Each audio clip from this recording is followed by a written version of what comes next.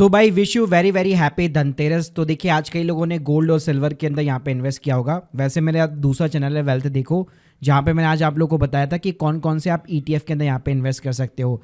तो आज के इस वीडियो में हम लोग डिस्कस करने वाले हैं कि रिसेंटली बजट 2024 के अंदर गोल्ड के जो टैक्स रेट थे उसके अंदर काफ़ी चेंजेस आ चुके हैं। जी हाँ, होल्डिंग पीरियड यहाँ पे बदल चुका है, टैक्स रेट के अंदर भी चेंजेस है। तो चाहे आप फिजिकली ज्वेलरी खरीद के यहाँ पे इन्वेस्ट कर रहे हो, म्यूचुअल फंड के अंदर इन्वेस्ट करते हो, ETF खरीदते हो, इसके अलावा RBI के गोल्ड बॉन्ड्स होते हैं उसमें आप इन्वेस्ट करते हो, या डिजिटल गोल्ड खरीदते हो, तो सबके अंदर यहाँ पे टैक्स के क्या जो है इम्प्लीमेंट होते हैं, क्या चेंजेस वगैरह आ रखे हैं, क्या टैक्स रेट चल रही है, तो ये सारी जानकारी ना आज आप लोग को इस वीडियो के अंदर मिलने वाली है। तो प्लीज़ पूरा वीडियो यहाँ पे जरूर देखिएगा। वीडियो को स्टार्ट करने से पहले बताना चाहूँगा, अगर आप प्रैक्टिकली भाई टैक्स प्लानिंग भी सीखना चाहते हो कि टैक्स कैसे बचाया जा सकता है, तो अभी दिवाली के ऑफर चल रहे हैं हमारे कोर्सेज के ऊपर, link in the description box. तो भाई सबसे पहले बात करते हैं फिजिकल गोल्ड के बारे में। तो देखो इसको सिंपली आप दो कैटेगरी के अंदर डिवाइड कर सकते हो, short term capital gain and long term capital gain. तो अगर आप यहाँ पे फिजिकल गोल्ड या ज्वेलरी को जो है बाई करके विद इन द 2 ईयर्स यहाँ पे सेल कर देते हो, इसमें आपके फिजिकल गोल्ड कॉइन वगैरह भी सब शामिल होते हैं। तो देखिए जो भी स्लैब रेट के अंदर आप फॉल करते हैं उसके अंदर आपको टैक्स पे करना पड़ेगा।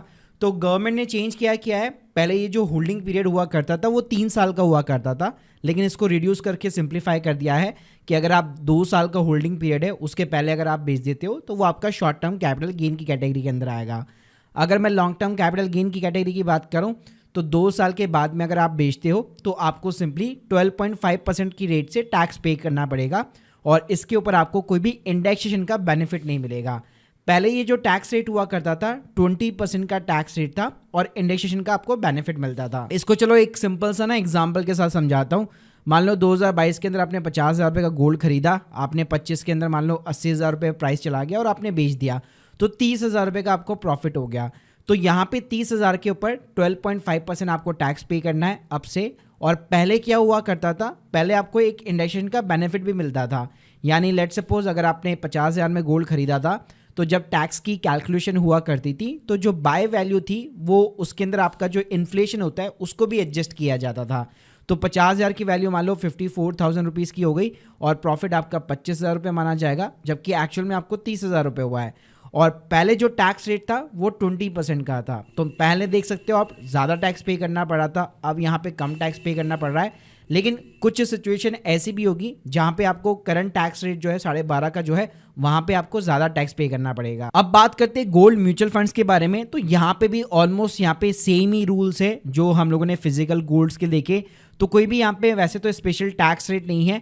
अगर आप यूनिट्स को जो है 1 अप्रैल 2023 से 31 मार्च 2025 के बीच में यहाँ पे गोल्ड म्यूचुअल फंड के यूनिट्स को बाय करते हैं तो सिंपली अगर आप बेच करके प्रॉफिट कमाते हैं तो जो भी आपने प्रॉफिट कमाया है उसके ऊपर आपका जो भी स्लैब रेट होगा उसके अकॉर्डिंग यहाँ पे टैक्स लगेगा। लेकिन 31 मार्च 2025 के बाद में आप जो भी यूनिट यहाँ पे बाय करेंगे और उसको आप 2 साल होल्ड करने के बाद में बेचते हो तो लॉन्ग टर्म कैपिटल गेन की कैटेगरी के अंदर वो काउंट होगा और उसके ऊपर सिंपली 12.5% की रेट से आपको टैक्स पे करना पड़ेगा। पहले क्या था, पहले सिंपली स्लैब रेट के अकॉर्डिंग ही आपको चलना पड़ता था, उसी के अकॉर्डिंग आपको टैक्स पे करना पड़ता था। लेकिन बस अब इन्होंने ये और सिंप्लीफाई कर दिया कि गोल्ड म्यूचुअल फंड के ऊपर भी बाद में जो लॉन्ग टर्म कैपिटल गेन होगा उसके ऊपर भी जो टैक्स रेट है वो 12.5% रहेगा। इसके अलावा भाई मैं गोल्ड ETF की बात करूं तो यहाँ पे आपका होल्डिंग पीरियड कम है, सिर्फ 12 महीने का है। यानी 12 महीने होल्ड करके आप बेचते हो तो वो लॉन्ग टर्म कैपिटल गेन की कैटेगरी में आ जाएगा और सिंपली आपको 12.5% का टैक्स रेट पे करना है और उसके अंदर कोई भी इंडेक्सेशन का बेनिफिट नहीं मिलेगा।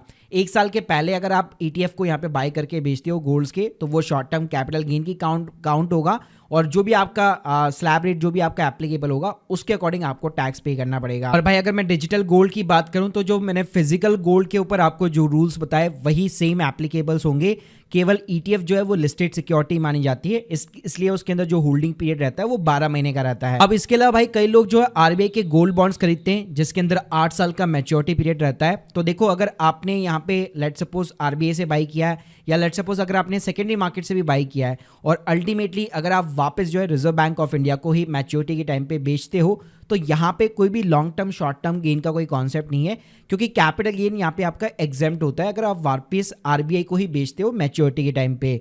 तो ये अच्छी बात है यहाँ पे RBI के गोल्ड बॉन्ड्स के अंदर कि वहाँ पे आपका कैपिटल गेन नहीं लगता है।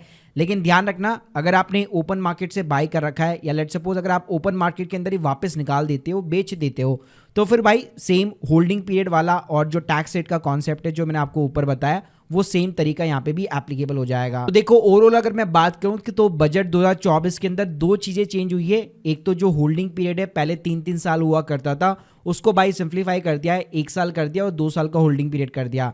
और इसके अलावा इंडेक्सेशन का जो बेनिफिट था वो हटा दिया है और जो टैक्स रेट है वो यहाँ पे 20% से 12.5% कर दिया गया है। इसके अलावा इक्विटी के ऊपर स्पेशली जो है जो लिमिट हुआ करती थी एग्जाम्पशन की, पहले 1 लाख रुपए हुआ करती थी, उसको भी इंक्रीज करके 1,25,000 रुपए कर दिया गया है। और जो इक्विटी के ऊपर शॉर्ट टर्म कैपिटल गेन था उसकी टैक्स रेट को भी जो है 15% से बढ़ा करके 20% कर दिया गया है। तो गाइस अब से यहाँ पे अगर आप गोल्ड की ETF बाय करते हैं या लेट सपोज यूएस के स्टॉक मार्केट में भी स्पेशली अगर आप इन्वेस्ट करते हैं तो वहां पे भी आपको ये टैक्स के यहाँ पे चेंजेस देखने को मिलने वाले हैं। So guys hope you like this video, please subscribe channel. अगर आप लोग प्रैक्टिकली भाई टैक्स प्लानिंग सीखना चाहते हो बजट के अपडेट्स के साथ में, आप हमारे इस कोर्स को चेकआउट कर सकते हो, link in the description box.